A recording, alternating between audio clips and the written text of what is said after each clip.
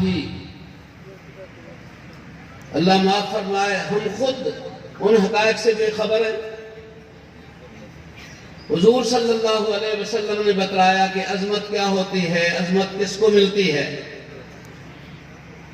ان اللہ لا ينظر الى صورکم واموالکم ولکن ينظر الى قلوبکم واعمالکم، یہ آقا نامدار نے بتلایا کہ ہر چیز کا ایک ظاہر ہے اور ہر چیز کا ایک باطن ہے۔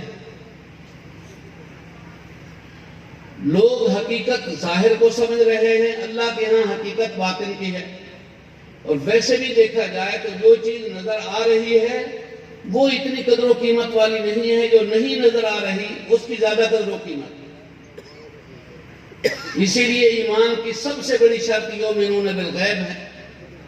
اب میں اس وقت الحمدللہ اللہ کے فضل و کرم سے گفتگو کر رہا ہوں، میری زبان ہل رہی ہے، میری انگلیاں ہل رہی ہیں، میں آنکھوں سے اللہ کے فضل سے دیکھ رہا ہوں، اگر کوئی بات کرے کانوں سے سن رہا ہوں، دماغ سے یہ سارا کچھ میرا ظاہر حرکت کر رہا ہے، لیکن اس کے پیچھے ایک چھپی ہوئی چیز ہے جو مجھے بھی نہیں نظر آ رہی اور کسی کو بھی کبھی نہیں نظر آتی، اور وہ ہے روح۔ قیمت اصل روح کی ہے۔ جسم ابو لہب کا بڑا خوبصورت ہے، لیکن روح اس کا کالا ہے، اللہ کے اس کی کوئی قدر و منزلت نہیں ہے۔ حالانکہ کہا جا رہا ہے ابو لہب، کہا جاتا ہے کہ گلیوں سے گزرتے ہیں تو اس کے چہرے کی جو رونق ہے اس سے ایک شعلے نکلتے ہیں، جیسے کتنا خوبصورت ہے، لیکن اللہ کے ہاں اس کی کوئی حیثیت نہیں ہے۔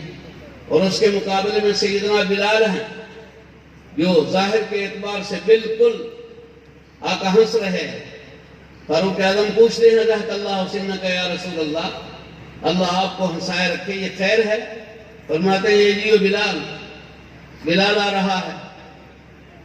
اذا قال لم يسمع، اذا فتح لم يفتح، اذا خطب لم ينقع، بیچارے کہ کوئی سننے کے لیے تیار نہیں ہے، رشتہ نہیں مل رہا ہے، اس کے لیے کوئی مکان نہیں، دکان نہیں، لیکن واللہ ان له عند الله لمنزلۃ لو اقسم على الله لبره اللہ، لیکن اللہ کے ہاں میرے بلال کا وہ مقام ہے کہ اگر بلال قسم کھائے تو اللہ نے وہ پوری کرنی ہے۔ اور اس کا پھر دنیا نے منظر دیکھا، آپ نے سنا ہوگا، غالباً آپ نے چھپا ہوا دیکھا بھی ہوگا کہ خود ایک دفعہ واشنگٹن پوسٹ میں ایک یہ چیز شائع ہوئی کہ دنیا میں سروے کرو کہ لوگوں نے سب سے زیادہ اپنے بچوں کے نام کس نام سے رکھے، تو یہی معلوم ہوا کہ دنیا میں سب سے زیادہ بچوں کے نام حضرت بلال کے نام پر۔ یہ آقا نامدار نے بتلایا اور قدر کرنے والوں نے قدر کی۔ ہمارے ساتھی اصحاب علم بیٹھے ہیں، حضرت فاروق اعظم رضی اللہ تعالی عنہ خلافت کے دور میں تشریف فرما ہے۔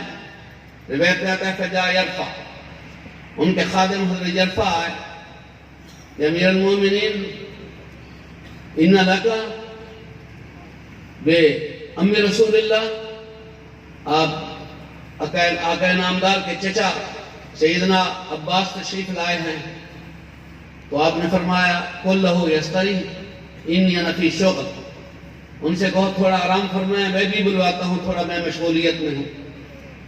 تھوڑی دیر کے بعد وہ آئے کہ امیر المومنین جا ہوا سیف من سیوف اللہ، اللہ کی تلواروں میں سے تلوار خالد بن ولید بھی آئے ہیں۔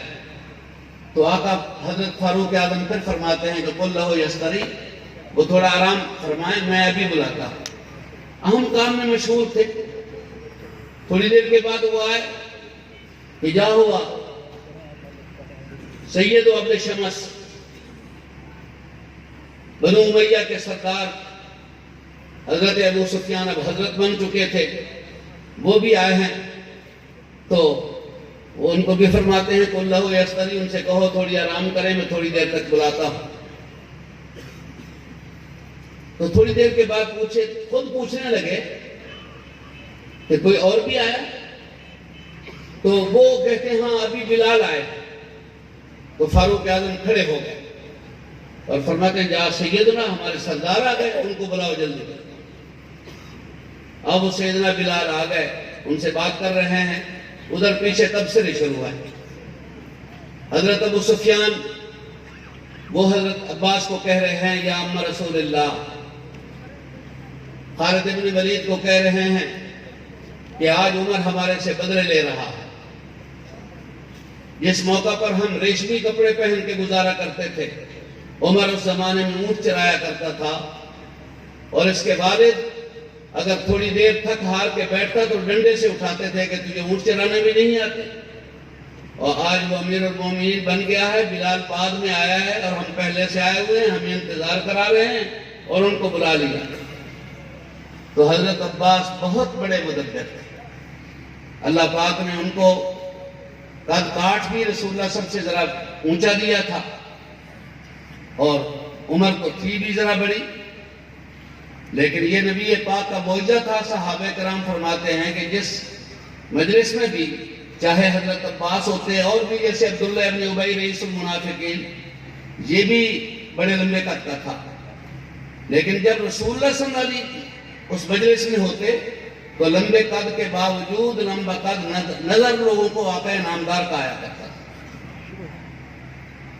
تو یہ بڑے مدبر تھے۔ کسی نے پوچھا انت اکبر و محمد، حضرت عباس سے کہ بڑے آپ ہیں یا رسول پاک؟ تو بڑا مدبرانہ جواب دیا کہ ہو اکبر منی بنا حسن، بڑے تو رسول پاک ہیں، البتہ پیدا میں پہلے ہوا تھا۔ تو اتنے بڑے مدبر تھے۔ تو جب حضرت ابو سفیان نے تانا لگایا کہ آج عمر ہمارے سے بدلہ لے رہا ہے، تو اس وقت حضرت عباس نے کہا کہ یا ابا سفیان ابکی علی قسمتک، عمر نے غلط نہیں کیا، تو اپنی قسمت پر رو۔ آقا نامدار حضور پر نور صلی اللہ علیہ وسلم نے ایک صدا لگائی تھی، میں نے بھی سنی تھی، آپ نے بھی سنی تھی، خالد بن ولید نے بھی سنی تھی، لیکن اس آواز پر لبیک سب سے پہلے بلال نے کہا کیا تھا، لہذا بلال کا حق بنتا ہے کہ آج سب سے پہلے اسی کو مقدم کیا۔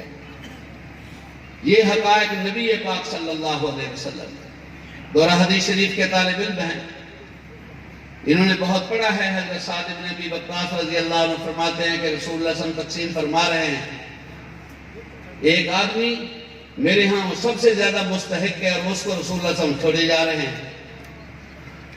تو میں نے جا کر سارب کو آقا نامدار سے بڑے ذرا خاموشی سے، تاکہ بے ادبی بھی نہ ہو، میں نے کہا مالک یا رسول اللہ ان فلان، آپ ساروں کو دیتے جا رہے ہیں، فلاں آدمی ابنی لا راہ مومنا،